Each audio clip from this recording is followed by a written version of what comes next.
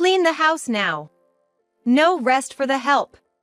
That's what Jack shouted, throwing beer on me. Caught off guard by the sudden action, I froze. I was drenched and the strong scent of beer filled my nostrils. Jack continued to hurl abusive words at me. What should I do? What does Jack want from me? Overwhelmed, I was at a loss for words when suddenly, from the computer, I heard a familiar voice. Upon hearing it, Jack, who was red with anger just moments ago, stiffened and collapsed on the spot. My name is Susan Miller. I'm 33 years old. I worked as a secretary in a company in Kansas, putting in my best every day. Every day was filled with crunching numbers and going through heaps of documents. I often thought I should be using the computer more, but being among the younger employees, I didn't have much say. Always trying to please my superiors and being forced into after-work drinks I had no interest in attending. My spirit was utterly worn out. This number here is wrong again. I'm sorry. Please be careful. You've been making a lot of mistakes lately. Yes. Perhaps due to the exhaustion, my mistakes became more frequent, and my already dwindling confidence in my work diminished further. Maybe I'd be better off quitting. That's what I was thinking, when a man started coming to our company for sales. This man, who later became my husband, was named Jack Miller. Just at a glance, it was clear that Jack was a kind man. Even to someone like me, who just served tea, Jack was always kind. I found myself gradually drawn to him. However, I couldn't express my feelings to Jack. After all, I was the one who had feelings for him, and I assumed he probably didn't feel the same way about me. That's what I believed. But a few months after Jack began visiting the company, he made a move. We started going out for drinks after work, and our relationship blossomed from there. After dating for 2 years, we tied the knot. I quit my job upon getting married, and Jack and I began our new life in a home we both loved. We had visited several real estate agents to find a home we both agreed upon. Having left my job, I thought I'd lead a happy life with Jack from now on. The mere thought of it filled my heart with joy. However, the life I imagined was not to be. About a month after our wedding, I noticed a change in Jack. Welcome home, Jack. You're home early today. Yeah, kinda.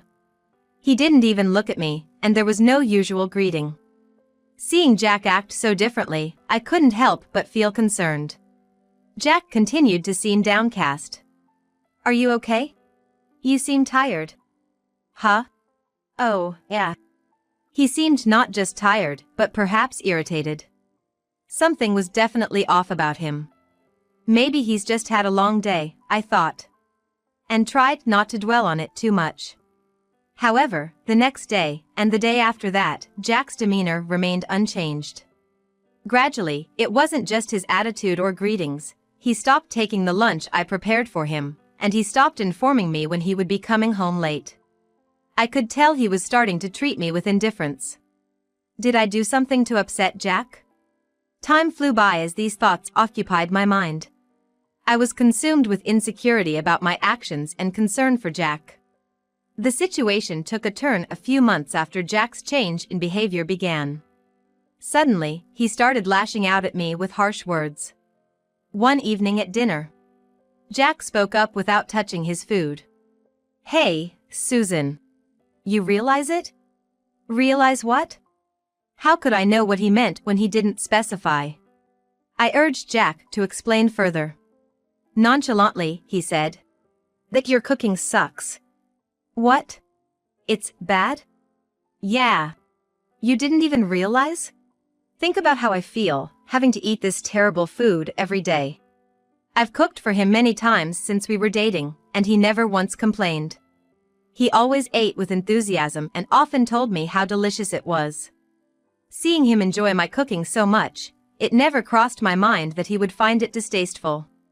But you always said it was good. Did I? Don't remember that. Seeing my worried expression, Jack burst out laughing. After a hearty laugh, he set down his utensils and retired to the bedroom. Looking at the untouched food, I felt indescribable emotions. I too put down my utensils, replaying Jack's words in my mind. Had he been pretending to like my cooking all along? Or had my cooking skills deteriorated? No matter how much I pondered, I couldn't find a satisfying answer. But one thing became clear to me. Considering his recent behavior and the words he just said, it seemed Jack had grown to dislike me. Initially, I thought he might just be tired, but his recent behavior was way over the top.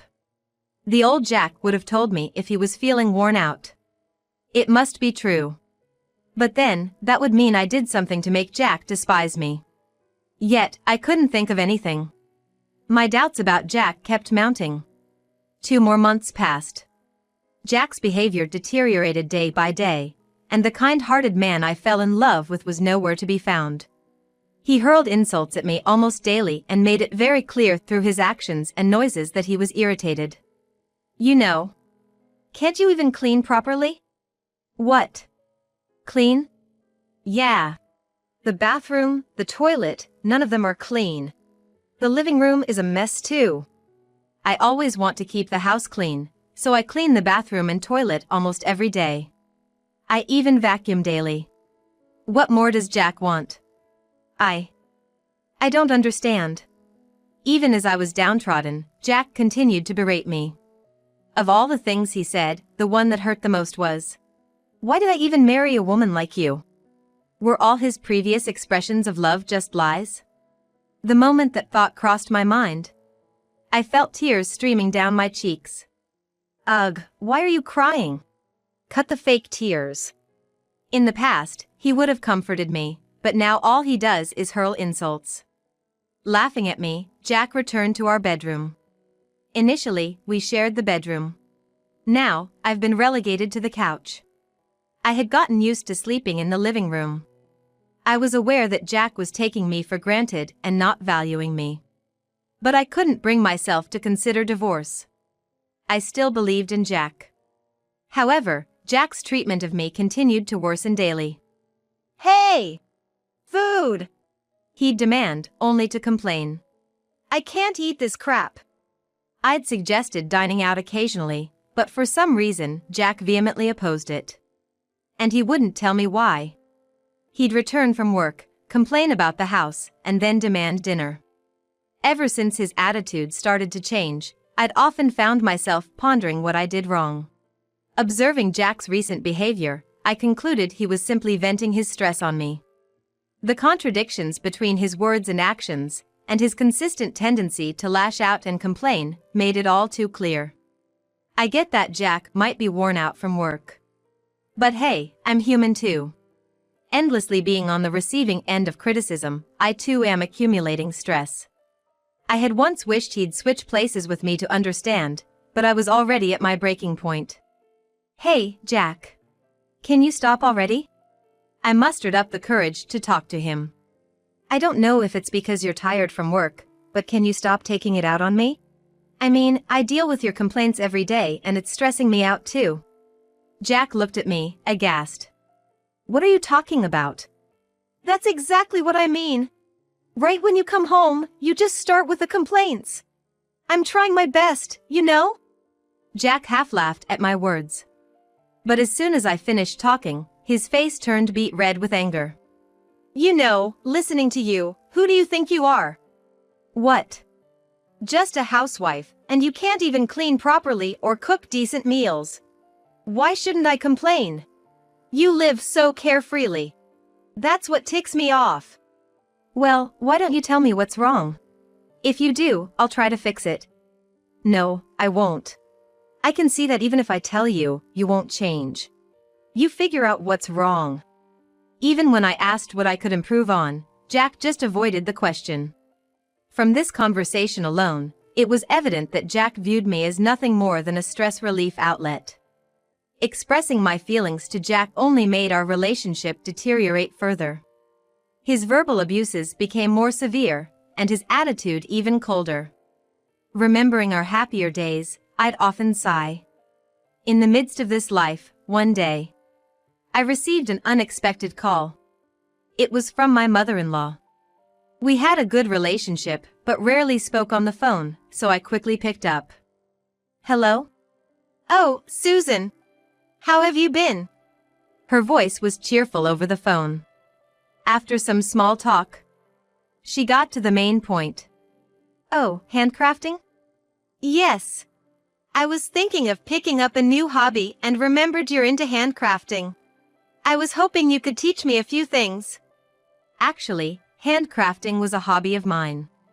I'd buy materials and tools and spend my free time, especially when Jack wasn't around, crafting. I once mentioned it to my mother-in-law, but never thought she'd remember. Oh, of course. I'd be happy to help. From that call, I began to talk with her frequently. Not just regular calls, but video calls. Initially, we only had voice calls, but as we wanted to show each other our work and explain materials in detail, we switched to video.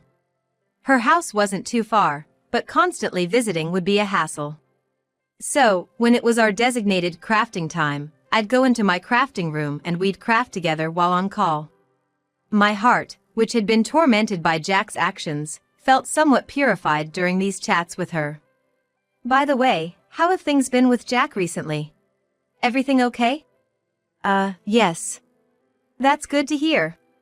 I never spoke to her about the issues with Jack. I didn't want to worry her, and more than anything, I wanted to forget about him during our time together. Even after I began video calling with my mother-in-law, Jack's attitude remained as terrible as ever. I was desperately trying to keep my mother-in-law from realizing just how awful Jack was being. But then, one day, something happened. It was a Saturday, a few weeks after I'd started the video calls with my mother-in-law. I was in the middle of a call with her, having finished my housework as usual, when suddenly the door swung open. Jack. Turning around, there he stood near the door, holding something, seemingly oblivious to the ongoing video call. He sneered, approaching me. What are you doing, sneaking around in here? Where's the cleaning? The laundry? Why haven't you done them? I've already done them. You saw me, didn't you? What? I wasn't watching. Well, he had been glued to the TV in the living room, so that response was expected. You're always watching TV, that's why. What? Shut up!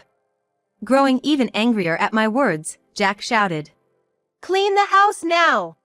You're basically my maid! No rest for you! And splashed the liquid he was holding onto me. I instantly recognized the smell. Beer. My clothes clung to me, sticky and smelling of alcohol. And there was Jack, laughing at me. The shock left me speechless. Get to work now! With that, he kicked over a stack of books nearby. His mocking laughter echoing throughout the room. I was paralyzed, watching the beer-soaked pages of the books. Then, from the computer came a familiar male voice. Is that all you have to say? Dad? Yes. It was Jack's father. My father-in-law. Jack. What on earth are you doing? I saw everything. How could you verbally abuse Susan and then drench her in beer? When did you become this monster? No, Dad, it's not what you think. Jack, who had been so aggressive moments before, was now clearly terrified. Despite his son's pleas, my father-in-law's fury didn't wane. What do you mean, it's not what I think? It's obvious this wasn't the first time, right? Well. When did you start acting like this, Jack? My father-in-law seemed deeply disappointed, and understandably so. Seeing his own son behave this way must have been shocking. Ignoring Jack's attempts to explain, my father-in-law turned to me with an offer. Susan, do you want to come over to our place right now? Now? Yes. I don't feel comfortable leaving you there with him. If you're okay with it, I'll come get you right away. I was taken aback by his sudden invitation. But thinking it over, I couldn't predict what Jack might do next. Is that okay with you? Absolutely. Wait for me. And Jack, if you do anything to her, you'll answer to me. With that, he ended the call. I quickly packed a bag and waited by the front door for my in-laws to arrive. Jack was pacing nervously, but he didn't harm me. A few minutes later, my in-laws showed up, and I headed to their home. The moment my father-in-law opened the door, I could see the fear in Jack's eyes. He was truly terrified of his own father. Jack, reflect on your actions tonight, alone. Understand? Dad, I'm sorry, What are you babbling about? Your apologies should be directed at Susan, not me. Just reflect on your behavior. Got it? With that, my father-in-law ushered me out of the house. I had changed my clothes, but I hadn't had the chance to shower. Wrapping a towel around me, he gently led me to his car. Minutes later, we arrived at my in-laws' house, where my mother-in-law was waiting. Susan, are you okay? Yes. Thank you. She hugged me gently and guided me to the bathroom. Take your time. Fresh clothes and towels are here for you. Thank you. Everything had happened so quickly, my mind was still reeling. After the shower, I changed into the clothes they'd provided and headed to the living room. Thank you for the shower. No worries. Both my father-in-law, with his stern face, and my concerned-looking mother-in-law were seated on the sofa. Urged by my mother-in-law, I sat down. Susan, can you tell us everything that's been going on? It wasn't the first time, was it? Well. Please, Susan. Lost for words, I fell silent. However, my in-laws patiently waited for me to speak. Minutes passed, and I recounted everything that had transpired since our marriage and why I hadn't confided in them earlier. They listened without interrupting until I finished. And then, things got like today. Why didn't you tell us sooner? I didn't want to worry you. I'm sorry. Well, I understand how you feel, but don't let someone like that get the best of them. Yes, I'm sorry. Although they were stern, I could feel they were genuinely concerned for me. There was another prolonged silence. Both of them seemed deep in thought, and the atmosphere wasn't one where words could easily flow. After a few minutes, my father-in-law finally broke the silence. Susan, do you still love Jack? To be honest, I think Jack will just repeat his behavior. Maybe you should consider a divorce. Beside him, my mother-in-law nodded in agreement. Divorcing Jack. I never imagined his parents would suggest it. True, it might be easier to divorce. But wouldn't he change after all this? My emotions were tangled because I had fallen for him, and even in this situation, I felt conflicted. However, they waited patiently for me to decide. After pondering for a few minutes, I reached my conclusion. I'll divorce him. That was my decision. Even though a small part of me still wanted to believe in Jack, when I really thought about it, he never listened to anything I said. If I went back without divorcing him, he'd probably continue treating me horribly. That's what I felt. My decision seemed to bring relief to both of them. After some discussion, we decided to propose the divorce the next day. Finally, I would be free from Jack. Even though I had hoped for his change until the very end, when the decision of divorce was settled, I felt at ease. The next day, I went to the house, accompanied by my in-laws. When we rang the doorbell, we heard footsteps immediately, and Jack opened the door. Susan. And Mom and Dad. Seeing his parents, Jack visibly looked disappointed. It should have been obvious that I wouldn't return alone so soon after what had happened. We entered the house and sat on the sofa. My in-laws also took seats beside me. Jack, still not apologizing, seemed restless. Watching him, I spoke up. Jack, I want a divorce.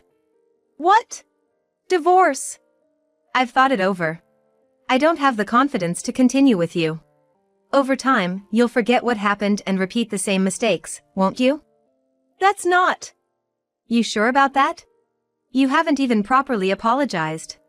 That itself shows you haven't truly reflected. I'm sorry. Jack, startled by my words, quickly apologized, but it was too late. I was no longer willing to forgive him. It's too late now. For everything. Here's the business card of a divorce attorney. From now on, let's discuss the divorce proceedings through this lawyer. With my in-laws on my side, I was able to speak my mind confidently to Jack. Too late. Jack, what were you thinking last night? You didn't even apologize to Susan, and you're surprised when she brings up divorce? If you were truly aware of the severity of your actions, you wouldn't be so shocked. I did something terrible, but I never thought it'd lead to divorce. You never thought it'd lead to divorce? You really have no clue, do you? I could see Jack shrinking back. All his bravado seemed to have vanished. Our relationship ended without him sincerely apologizing even once. By the way, as I was packing my things to leave the house, I asked him, "Why did your attitude change so drastically after we got married? When we were dating, there was none of this." At my question, Jack hesitantly opened his mouth. "I didn't want to be taken for granted, that's all." What? Taken for granted? Did I ever treat you that way when we were dating? No, you didn't. Please keep your wild imaginations in check. It's truly unbelievable. Yes. I understand.